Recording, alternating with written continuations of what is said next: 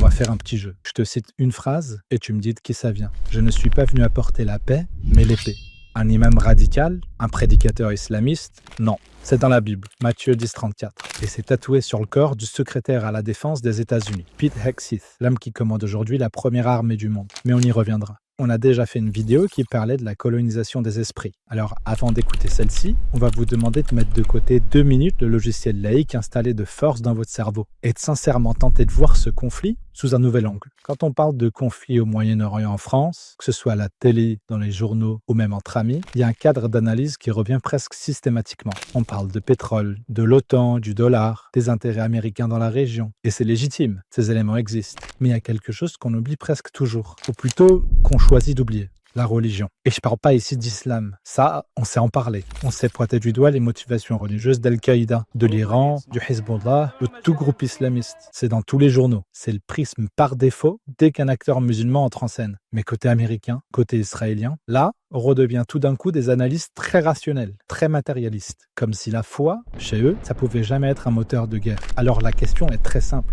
Est-ce que l'islam est vraiment la seule religion à se mêler de politique? Ou est-ce qu'on a un angle mort dans notre façon d'analyser ce qui se passe au Moyen-Orient en ce moment? Parce que ce que je vais te montrer aujourd'hui, c'est pas des théories du complot, mais des citations, des images et des sources. Et à la fin de la vidéo, Inch'Allah, je pense que tu vas regarder ce conflit très différemment. On va d'abord regarder ce qui se passe du côté américain. Parce que là, franchement, c'est un truc de fou. Ensuite, on dira 2 mots sur Israël, où la religion est utilisée jusque dans les tribunaux pour justifier des décisions de guerre. Et enfin, on va essayer de prendre un peu de recul, parce que l'objectif, c'est pas de taper sur une religion ou une autre, mais c'est de comprendre ce que ça dit de nous et de notre façon de voir le monde. Commençons par un personnage qui s'appelle Pete Hegseth. Depuis septembre 2025, il est le secrétaire à la guerre des États-Unis, le premier à porter ce titre depuis 1947. Avant ça, il était animateur sur Fox News, le week-end.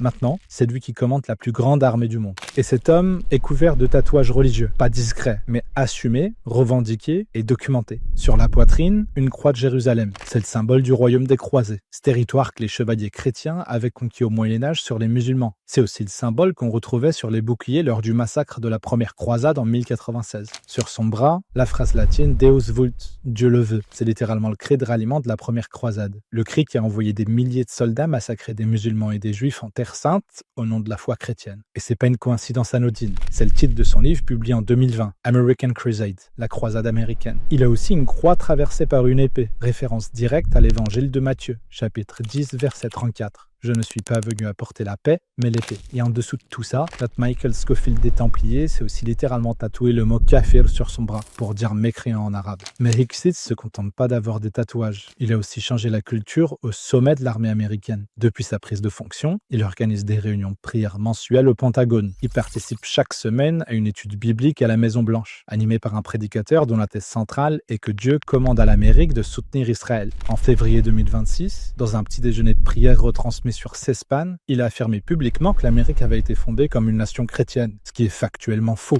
Les pères fondateurs étaient majoritairement déistes et ont explicitement séparé l'Église de l'État. Mais là où les choses deviennent vraiment troublantes, c'est le 2 mars 2026. Les États-Unis viennent de lancer des frappes militaires contre l'Iran. Et dans une base militaire américaine, un commandant ouvre un briefing de préparation au combat, une réunion normale, technique. Et voilà ce qui est dit à ses officiers. Cette guerre fait partie du plan divin de Dieu. Le président Trump a été oint par Jésus pour allumer le feu du signal en Iran, pour provoquer l'Armageddon et annoncer son retour sur Terre. Alors, je répète, ça, c'est un commandant de l'armée américaine en 2026, dans un briefing officiel. Et c'est pas un cas isolé. Le Military Religious Freedom Foundation, une organisation indépendante qui défend la liberté de conscience dans l'armée américaine, a reçu plus de 110 plaintes similaires en l'espace de 2 jours, provenant de plus de 40 unités différentes, réparties sur au moins 30 bases militaires à travers le pays. Un sous-officier a écrit à l'organisation au nom de 15 soldats de son unité, et voilà ce qu'il dit. Son commandant les a incités à expliquer à leurs hommes que tout ça faisait partie du plan divin, en citant des passages du livre de l'Apocalypse sur Armageddon et le retour imminent de Jésus. Ce qui est frappant dans les témoignages remontés à cette fondation, c'est l'enthousiasme de certains commandants. D'après eux, leurs supérieurs semblent carrément euphoriques à l'idée que cette guerre soit sanctionnée par la Bible. Il y en a beaucoup qui soulignent avec insistance que pour que les prophéties de l'Apocalypse s'accomplissent, les combats doivent être suffisamment sanglants. Pour comprendre tout ça, il faut saisir une chose sur le christianisme évangélique américain. Pour ces croyants, qu'on appelle les chrétiens sionistes ou les dispensationalistes, le retour de Jésus sur terre peut se produire qu'après une série d'événements précis, décrits dans le livre de l'Apocalypse. Et parmi ces événements, on a le rassemblement du peuple juif en Israël. la reconstruction du temple de Salomon à Jérusalem et un grand conflit au Moyen-Orient, l'Armageddon. C'est pour ça que soutenir Israël pour eux, c'est pas juste une question géopolitique, c'est une question théologique. Et ça explique certaines choses qui apparaissent bizarres autrement, comme le fait qu'Exith avait déclaré en 2018 depuis l'hôtel King David de Jérusalem son souhait de voir un jour la reconstruction du temple de Salomon, là où se trouve actuellement l'esplanade des mosquées, Masjid al-Aqsa. Et maintenant, on pourrait nous dire, ok, mais Exith, c'est un extrémiste, ça représente pas tout le gouvernement américain. Et on aurait partiellement raison, parce que, comme on vient de le voir, c'est pas juste un homme avec des tatouages bizarres, c'est le ministre de la guerre qui fixe la culture d'une armée de 1,4 million de soldats. Et les 110 plaintes en 48 heures, ça montre que cette culture a déjà infiltré jusqu'au briefing de combat. Bon, côté israélien, on veut pas passer une heure là-dessus. On sait qu'Israël est un État fondé sur une identité religieuse, que des ministres comme Smotrich ou Ben Gvir gouvernent explicitement au nom de la Torah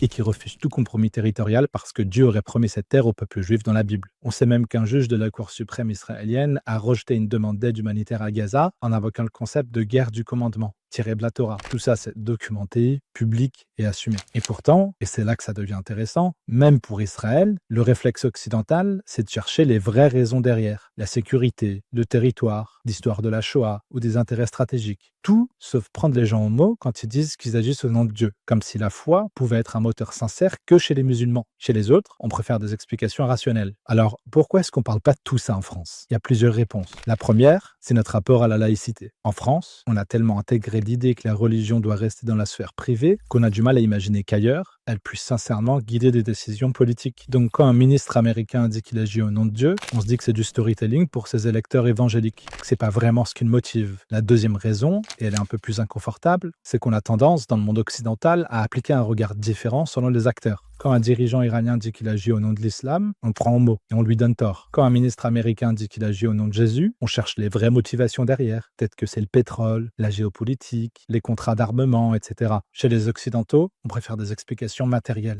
C'est la définition d'un biais. Et ce biais nous empêche de comprendre vraiment ce qui se joue. Alors revenons à l'essentiel. Ce que cette vidéo montre, c'est pas que la religion serait dangereuse par nature. C'est pas non plus que toute guerre serait forcément une guerre de religion. Ce que ça montre, c'est quelque chose de beaucoup plus simple. Contrairement à ce qu'on nous répète sans cesse, tous les conflits sont pas juste des histoires d'intérêt, de géopolitique ou de calcul rationnel. Dans le cas qui nous occupe, des responsables politiques militaires américains et israéliens agissent explicitement au nom de croyances religieuses. Ils parlent de croisades, d'Armageddon, de mission divine, et ils le font sérieusement, tout aussi sérieusement que le faisait Daesh. On peut juger ces croyances fausses, extrémistes ou dangereuses, mais il faut pas faire semblant qu'elles n'existent pas. C'est pas toujours des acteurs cyniques qui utilisent la religion comme prétexte. Pour une partie d'entre eux, c'est des croyants convaincus, persuadés d'agir dans le sens de l'histoire et de Dieu. Comprendre qu'une guerre peut être motivée par une croyance, c'est jamais la justifier. C'est juste la condition minimale pour la comprendre. On a un mot pour ça quand c'est un musulman, mais on est encore en train de le chercher quand c'est un Américain.